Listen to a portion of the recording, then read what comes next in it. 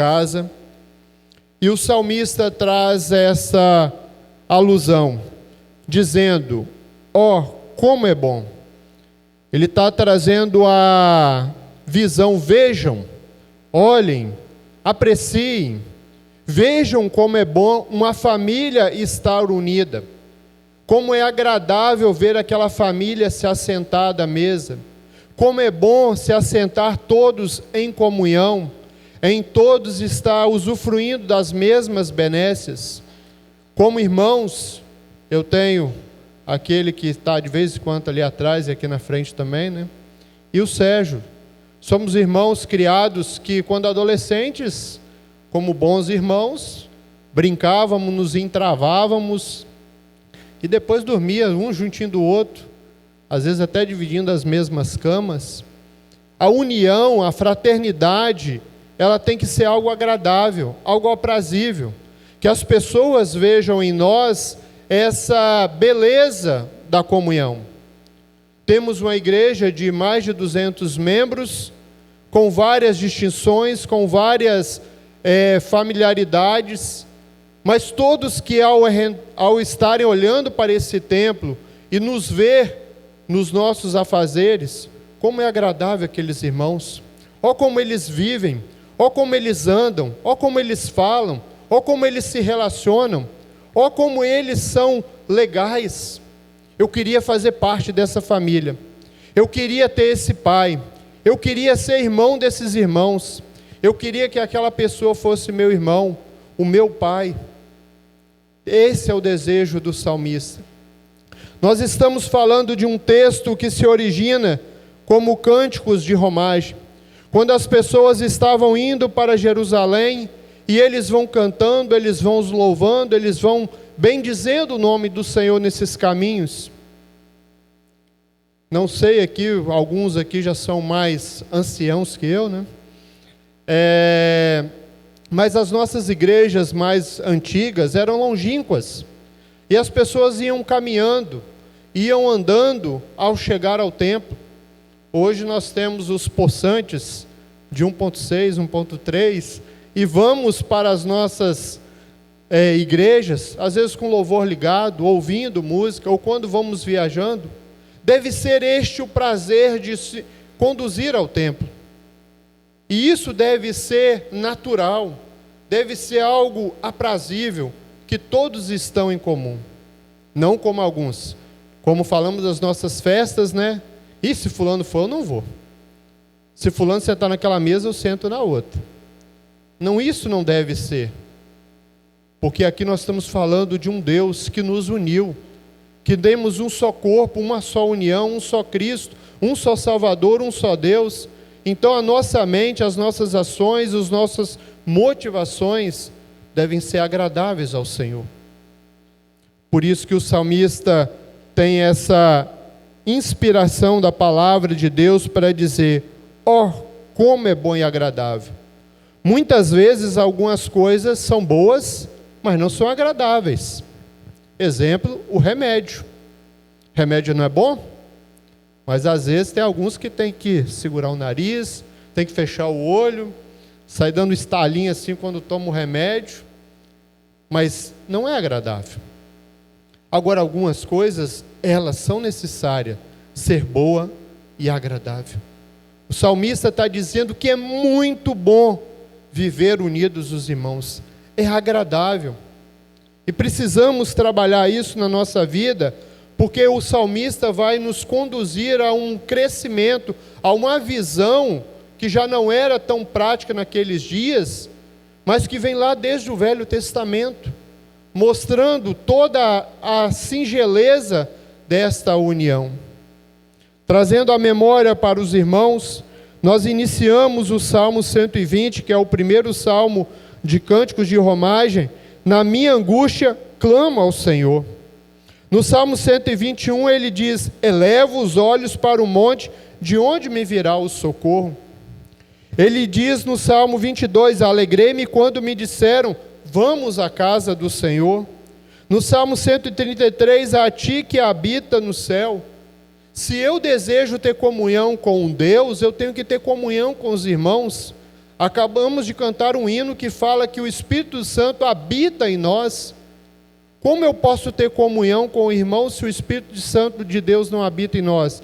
E se eu canto essa verdade que ele habita em nós, então o meu irmão, ele é de Cristo também. E eu devo amá-lo.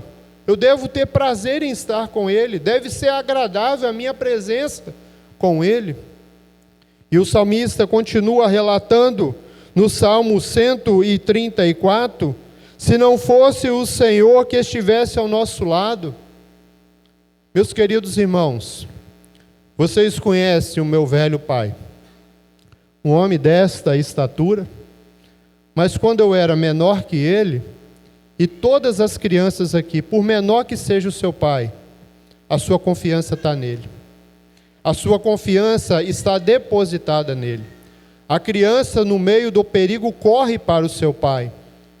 E nós, como irmãos, devemos ter um único pai que socorre a todos.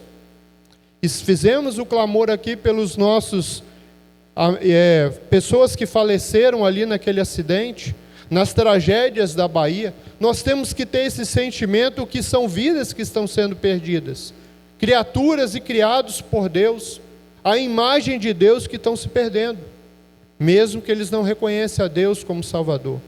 Por isso que temos que ter essa persuasão de falar, eu tenho que clamar por esses irmãos, para que eles se convertam e se arrependam e tenham o prazer de estar em comunhão com Deus. Porque se eles morreram sem o convencimento da fé em Cristo Jesus, eles não são nossos irmãos, não são agradáveis à presença deles. O texto do Salmo 125 diz, os que confiam no Senhor. O Salmo 127 diz, se o Senhor não edificar a casa, em vão trabalham os que a edificam. O Salmo 128 diz, bem-aventurado aquele que teme ao Senhor. Salmo 129, muitas vezes me angustiaram e me desde a mocidade. Salmo 130, também bem conhecido por nós, das profundezas clamo ao Senhor. No Salmo 131, sossegar a minha alma como uma criança. É assim que temos que ter este prazer de estarmos unidos, estarmos confiantes neste Senhor, e as pessoas que estão ao nosso derredor terão o prazer de nos ver como cristãos, como irmãos, que têm tudo em comum, que usufruem da mesma fé, da mesma sinergia que nos move a trabalhar. Estamos abraçando a congregação de Betel. O irmão Odaí é o progenitor daquela igreja. E eu falo que eu tenho essa lembrança da minha infância, com 7 anos, vendo o presbítero Odaí distribuindo folheto pelas vielas. E ele fala, não desce a rua não, que é perigosa. E a gente, como criança, não tem medo de nada, vai, entra nos becos, nas vielas. Isso há muito tempo atrás. É um prazer estar na comunhão com esses irmãos. Nós temos que ter isso bem notório, porque quando os cristãos saíram ali da diáspora, nos dias de Jesus, eles disseram, aquele ali são os cristãos. Aquele ali são os que vivem parecido com Cristo. Será que as pessoas ao nosso derredor querem fazer parte da nossa família? Eles têm prazer em estar em nosso meio? Se os convidar a estar na nossa casa e a sentar na nossa mesa, eles irão com prazer? É isso que o salmista traz. Eu lendo um livro, que tem um rapaz aí que está querendo ler ele todo, chamado Os Tesouros de Davi, e um rapaz amigo do pastor de longas datas, chamado Harold Spurgeon, ele interpretando o Salmo 33, ele faz uma síntese, e eu fiz um resumo e vou ler para os irmãos, não é palavras minhas, é de Spurgeon. Ele diz assim, aquele que estava cheio de guerra e de lamentação, mas este canta a paz e o prazer. Os peregrinos estão indo a Sião, estavam prestes a retornar, e estes podem ter sido um hino de alegria, por terem vista tanta união entre as tribos de Israel, que se tinham reunido diante de um altar comum. No Salmo 132 há um concerto, uma aliança revelada ao centro da unidade de Israel, ao ungido do Senhor, no verso 11. O rebento de sua carne, falando que Davi nasceria o Salvador. As promessas eram feitas a ele. Não é de admirar que os irmãos habitem na unidade com Deus, e o Deus habita entre eles, e encontra repouso entre eles. Vislumbrar os feitos, os exemplos dos que vivem com Deus, quer com o óleo da unção, a união em Cristo, algo santo, vivido no templo e no dia a dia. E o orvalho é a bênção de Deus para viverem como lhe apraz, derramando suas bênçãos de forma contínua. Essa é a singeleza deste salmo. E ele vai decorrendo sobre a beleza de viver unidos, irmãos. Nós temos que trazer para a nossa vida essas aplicações. Porque quando estamos diante deste mundo vil, deste mundo perigoso, aonde você vai encontrar refúgio? Não será junto com seus irmãos? Não será no recôndito do seu lar? Junto com o seu pai? Junto com a sua mãe? Junto com o seu familiar? Passamos um período pandêmico a qual não podemos estar congregados. Será que você sentiu mesmo a saudade do templo? O desejo de estarmos aqui reunidos, de abraçar, de pegar na mão, de sentir aquele cheiro do óleo, do aroma suave que é estar unidos os irmãos? E quantos que não tiveram esse prazer? Porque não tiveram oportunidade de se reconciliar, de chegar agora neste último Natal e não ter o perdão concedido, de poder assentar junto com o irmão. Na minha caminhada profissional, eu encontrei alguns amigos que falavam que tinham 40 anos, 30 anos, que não via os seus irmãos. Eu não consigo compreender isso, de um irmão ficar sem falar com o outro, tanto tempo, tão distante, ou falar que tem 25 anos que não vê o pai, que não vê a mãe. Eu não consigo digerir, assimilar isso. Mas o salmista diz: como bom e agradável viver unidos os irmãos. Esse texto, ele nos aplica algumas verdades. Quando chegamos no verso 2, ele diz: é como óleo precioso sobre a cabeça, a qual desce a barba e a barba de Arão, e desce a gola das suas vestes. Em Êxodo capítulo 30, versos 22 e 23, a instrução sacerdotal de como deveria ser ungido o sacerdote. Essa bênção era sobre Arão. Arão deveria ungir todos os utensílios do templo. Nós não estamos mais nessa prática, mas os princípios ainda valem. O óleo tinha a purificação, a unção daquilo que era consagrado ao Senhor. Você não foi ungido com óleo, mas você foi lavado e remido pelo sangue de Jesus. E agora você tem o privilégio de ser co-herdeiro com Cristo. Então, se eu tenho Cristo como meu irmão, você também é meu irmão. E eu tenho que ter prazer, aquele cheiro agradável, não mais do pecado, que era um odor que não era aprazível, e agora nós somos redimidos pelo Senhor. Então esse óleo me purifica e purifica você, e eu posso lhe chamar de irmão. E essa unção era derramada sobre Abraão. Faça aí uma imaginação disso. Um ancião, o óleo sendo derramado pela sua cabeça e descendo pela sua barba e pelas suas vestes sendo derramada. Isso havia toda uma simbologia do derramar do Senhor a bênção. Este homem, Arão, iria conduzir o povo em adoração, em culto. Tudo ia passar por ele. Agora tudo passa por Cristo, o nosso Pai, o nosso Salvador, o nosso irmão mais velho, aquele que foi para a cruz, não mais para o templo, para redimir a mim e a você, e eu poder chamar de irmão.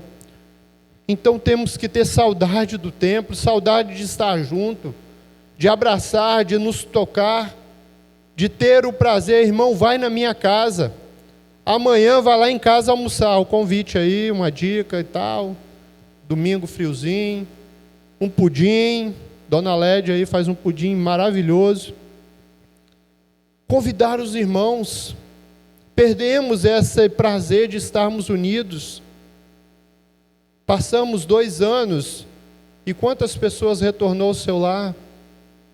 Meu irmão, vem aqui na minha casa, eu preciso de uma oração, eu preciso de você estar comigo.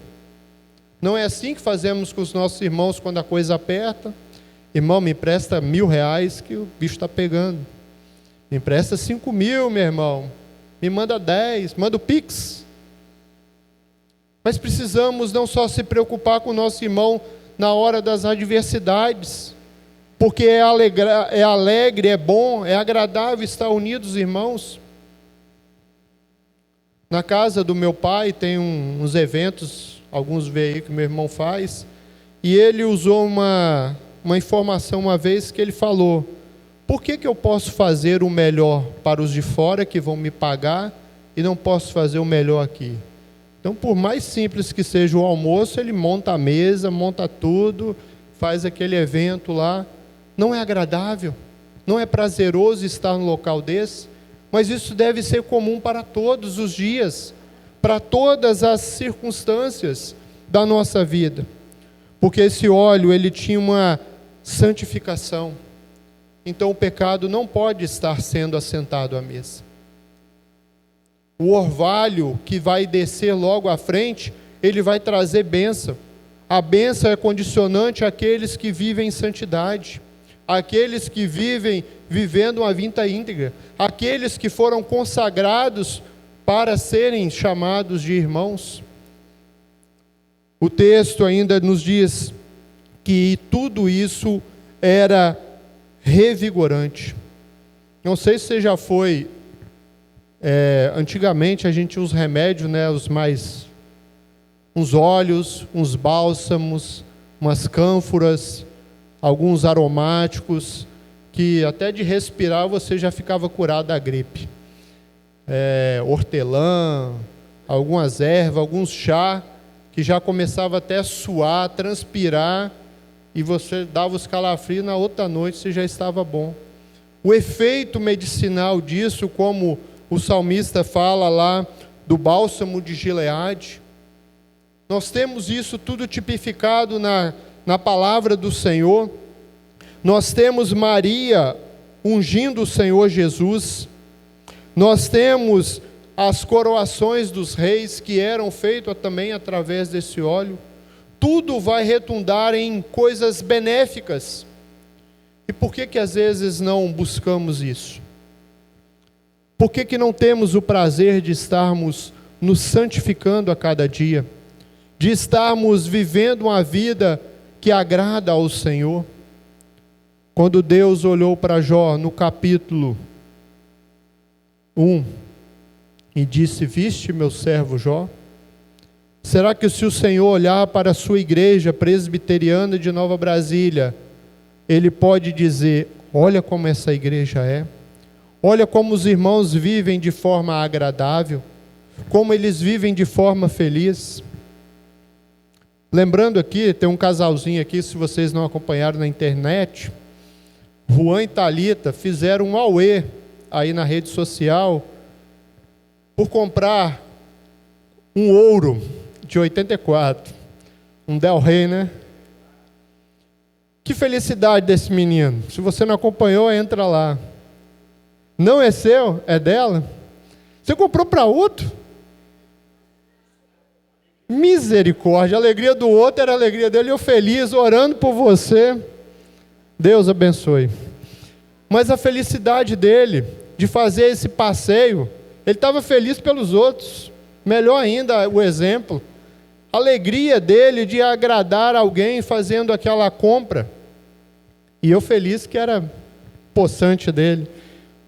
E muitas vezes é isso, meus irmãos. Nós precisamos ter essa alegria que o outro irmão está tendo, e compartilhar e usufruir e ter esse prazer. Porque é isso que o salmista está trazendo. É bom e agradável, é alegre, é ungido, é abençoado. A bênção que veio para Arão foi estendida sobre toda a nação. E Arão abençoava todo aquele povo, a bênção araônica, que o nosso pastor emite. E tem gente que, se não tiver a bênção do pastor, ele nem vai embora da igreja. Tem medo de sair. Porque se o pastor não impetrar a bênção, não teve culto. É isso que é característico, e temos que ter isso como sensibilidade mesmo, não como um amuleto. Se não tiver isso, a semana não vai ser abençoada. Mas é a convicção que isso vai ser. E quando você não percebe, mas o pastor estende essa bênção a todos, não só os que estão aqui no templo, mas em toda a humanidade. E isso também era feito para Arão naqueles dias. Mas este texto continua ainda trazendo uma bênção, algo que era exemplificado por aquela região. É como o orvalho de Hermon que desce sobre os montes de Sião, e ali ordena o Senhor a bênção e a vida para sempre.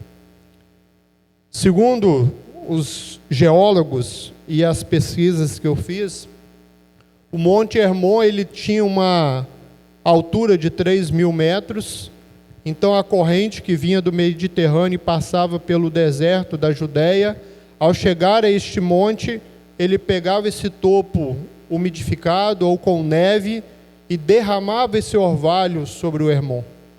E dali vinham as chuvas, vinha o orvalho, vinha aquela chuva serôndia que regava a terra, que nutria aquela região, e dali vinha a produção dos alimentos, a pastagem.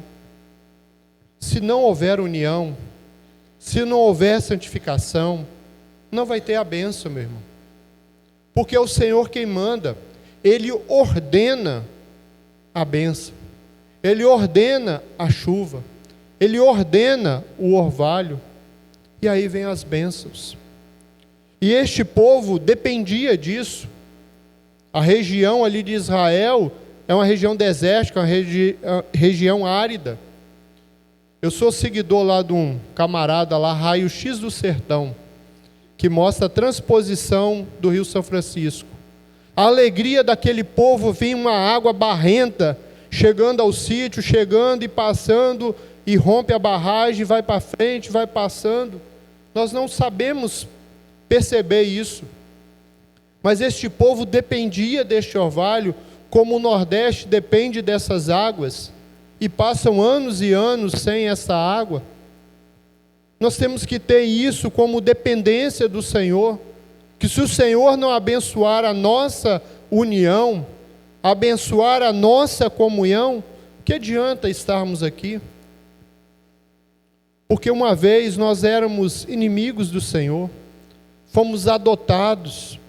O Senhor olhou para nós, as nossas imperfeições, e nos escolheu antes da fundação do mundo. E podemos dizer: Deus, Abba Pai, e eu e você, irmãos. Então, se eu estou agora tendo o privilégio de o Senhor Deus dizer: como bom ver vocês unidos, eu vou abençoá-los, eu vou derramar bênçãos sobre vocês. E o salmista, e se você agora pega os salmos e compara com Deuteronômio, que havia as leis e havia a bênção e a maldição, o Senhor foi generoso com o povo de Israel. Quantas vezes o povo foi rebelde, o Senhor estendeu a mão e os abençoou. Quantas guerras que estavam perdidas e o Senhor deu a vitória. Muitas vezes queremos viver as nossas guerras, as nossas lutas, sozinho. Mas olha quantos irmãos que estão aqui para contribuir, para nos ajudar, para nos suster, para estar junto. Às vezes você pensa que a bênção vai vir de fora. Olha quantos irmãos que temos aqui. Será que podemos contar uns com os outros? Será que podemos usufruir das bênçãos uns com os outros? Estamos caminhando para dias difíceis. aonde muitos estão não querendo ter irmãos.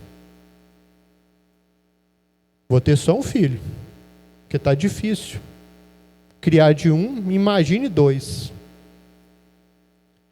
Será que os nossos filhos terão essa comunhão, esse privilégio de usufruir? O meu velho pai, ele teve 17 irmãos. A minha mãe teve 11 irmãos. E hoje, às vezes, temos essa dificuldade de reunir, sentar à mesa com 2 irmãos, com um pai, a mãe e 2 filhos. Que alegria era ver os nossos avós sentar e ver 200 filhos, netos, bisnetos. Será que teremos esse prazer? Aqui temos o que? Uns 60? Talvez uns 80? Presente. Já pensou todos assentados à mesa, comendo, bebendo, compartilhando, se alegrando, se condoendo, intercedendo? Não será muito mais? Por que viver sozinho? Por que viver triste? Por que viver longe dessa bênção? Viver longe desta alegria? Então é necessário que tenhamos uma vida santa, uma vida reta, uma vida que agrada ao Senhor, para que Ele olhe para nós e derrame sobre nós a sua unção, o seu orvalho, e isso venha retundar em vida para sempre. Precisamos então aplicar isso para os nossos dias. A comunhão fraternal, primeiro, ela é agradável, ela é boa, porque ela não foi feita por mim e por você. Ela foi feita através de Cristo. Um só corpo, uma só união, uma só fé. Eu posso falhar com vocês, eu posso decepcioná-los, mas o Senhor nos uniu e temos que viver essa comunhão. Tem que ser agradável para que aqueles que aqui adentrarem tenham esse privilégio, este gozo, essa alegria. Eu quero assentar de novo ali com aqueles irmãos. Eu quero estar presente com eles. Eu não quero faltar a nenhum culto. Eu quero estar ali todo o tempo, porque ali vai derramar a bênção, porque aqueles irmãos vivem a união. Eu quero fazer parte desta família. Eu quero congregar. Eu desejo isso para você, meu irmão, para que você tenha isso no seu coração. Mas é necessário também que esse perdão seja concedido aos demais. A parábola do filho pródigo fala de um pai e 2 irmãos. E o irmão mais velho não teve a alegria de ver o seu irmão reconciliado. Às vezes queremos ter essa comunhão, mas, Senhor, não restaure o Rian. É igualzinho. Senhor, ele é muito pecador, Senhor. Não restaura ele, não. Foi isso que a parábola nos ensina. Você está tanto tempo aqui comigo e ainda não aprendeu. Seu irmão estava perdido, estava triste, estava longe, estava morto e ressuscitou. Nós não fazemos isso pelos nossos parentes quando estão enfermos, estão com gravidade. Cura meu irmão, salva ele, Senhor. Tira ele desta doença, dessa enfermidade. E aí quando o irmão se converte, passa a crer em Cristo Jesus, se arrepende dos seus pecados, e você não vai querer ele como irmão? Porque como ele e como você foi santificado. Você foi ungido, não com o óleo de Arão, mas pelo sangue de Cristo.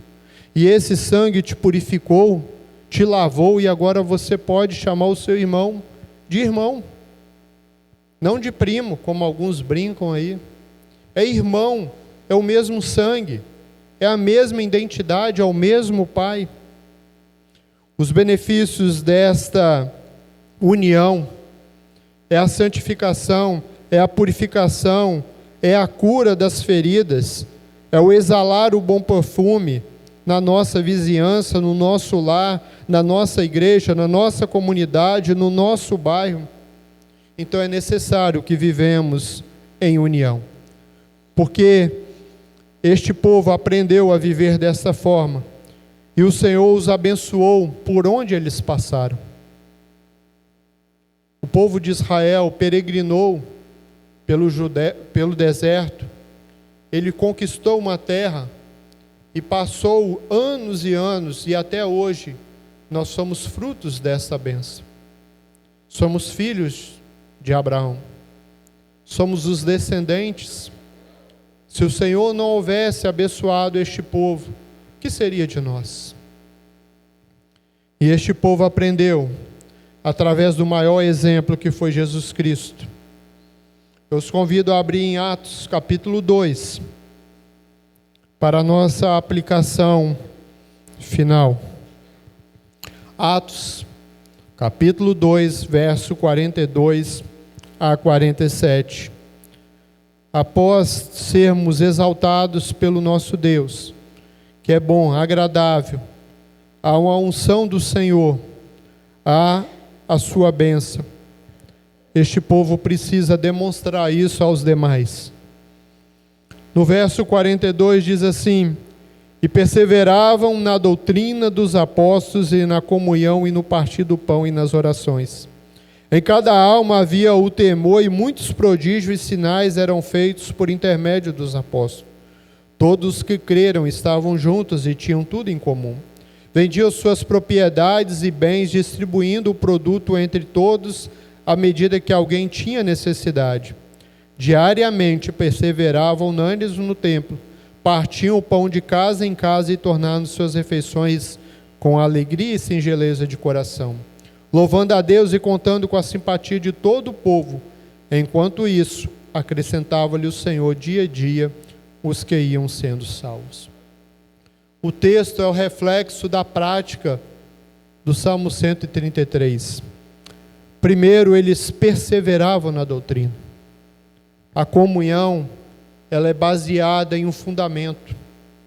Cada um aqui tem uma genealogia, os princípios do seu pai, da sua mãe, os valores que foram dados. Como igreja, nós temos a fé, a palavra de Deus. Esses princípios devem ser perseverados nessa doutrina. Em que você crê? É no único Cristo, Salvador, Remidor? Ou você tem uma esperança em outra coisa? A sua fé, ela vai perseverar mesmo nos momentos de dificuldade? Eles haviam uma comunhão no partir do pão e nas orações. Muitos querem ter comunhão só na hora do pão, né? Na hora da festa, na hora da alegria e na hora da oração. Será que estamos em comunhão mesmo? Intercedendo com fé que a sua oração há de curar aquela pessoa, de salvá-la, de libertá-la dos mundos das trevas, da perseguição. Eles tinham em cada um temor. Será que o meu temor é o mesmo seu das coisas de Deus? Uma dependência total que o Senhor está no controle de todas as coisas, de afirmar que tudo isso que está acontecendo no nosso país está no controle de Deus. Isso tem que ser vivido, para que aquilo que eu pregue venha causar um impacto real na vida das pessoas.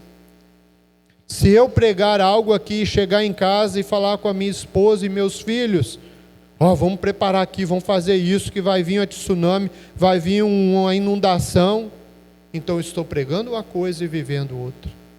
Perseveravam unânimes no Senhor e no temor. Haviam todos neles o quê? Todos os que creram.